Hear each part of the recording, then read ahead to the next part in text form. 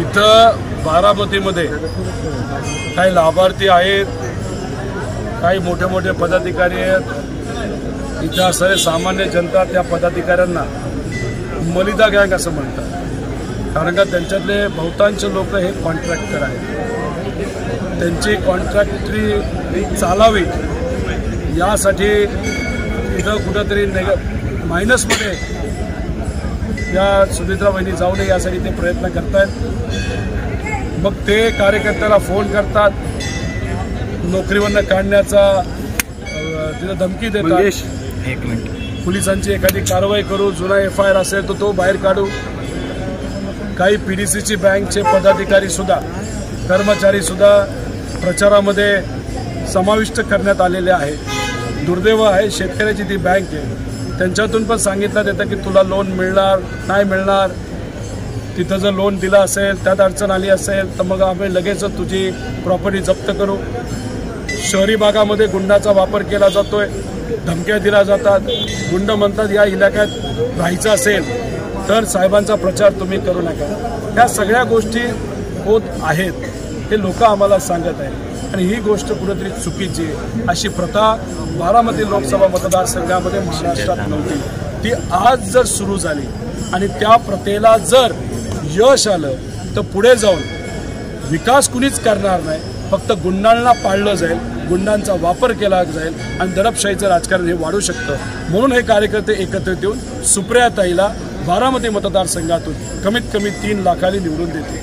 बारामती लोकसभा मतदारसंघाचा विचार करायचा झालं तर एकीकडे सुप्रियाताई म्हणतात की धमकावलं जातं, एकीकडे तुम्ही म्हणताय धमकावलं जाते, दुसरीकडे शिवतारे म्हणतायत की धमकावलं जात होतं। आता शिवतारेंनी भूमिका इंदापूरला पण काही नेते बोलतात भाजपचे, असं ऐकलं की धमकीकडे पण बोलतायत। दुसरी गोष्ट अशी की नेमकं धमकावतंय कोण, हा पहिला प्रश्न। आणि दुसरा प्रश्न, सुप्रियाताईंच्या विरोधात जो पक्ष आहे, अजितदादा मित्रमंडळाचा जो पक्ष आहे तो, त्यांचे लाभार्थी, तसंच त्यांना साथ देण्यासाठी ठराविक काही BJPची लोक आहे, असे दोघं मिळून सामान्य कार्यकर्त्यांना, इथं असणाऱ्या स्वाभिमानी पदाधिकाऱ्यांना धमकावलं जाते, असं आमचं मत आहे। दुसरीकडे अजित पवार असं म्हणतात की मी जर धमकावलं असतं किंवा माझ्या कार्यकर्त्यांनी धमकावलं असतं तर जनतेचा एवढा मोठा पाठिंबा आम्हाला मिळाला नसता आणि धमकावलं असतं मी पोलीस स्टेशनमध्ये कंप्लेंट करा। तर तिथपर्यंत कोण पोहोचत नाही। पाठिंबा कोणाकडनं मिळाला असता मोठा? पोलीस केस करा असे ते म्हणतात। पाठिंबा कोणाकडनं मिळाला असता? लोकांकडनं। कोणाला?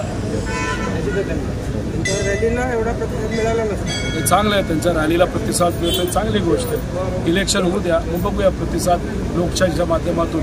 साहेबांच्या पाठीमागे उभं राहतो का अजितदादांच्या?